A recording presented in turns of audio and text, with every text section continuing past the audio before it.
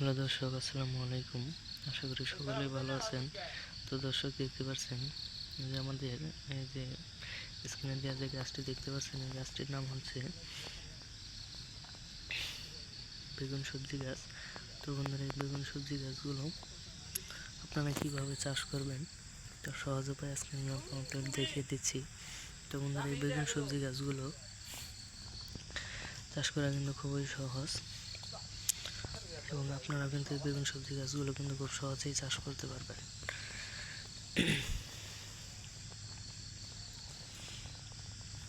বন্ধুরা, আপনারা বাজার থেকে এই বেগুন সবজি গাছের চারাগুলো কিনে আনবেন। কিনে আনার পরে সেগুলো বাড়িতে আনার পরে সুন্দর করে রোপণ করবেন। তাহলে বন্ধুরা, এই গাছে প্রত্যেকদিন সকালে এবং বিকালে পানি দিবেন, যাতে করে এই গাছগুলো খুবই দ্রুত বড় হয়ে যায়।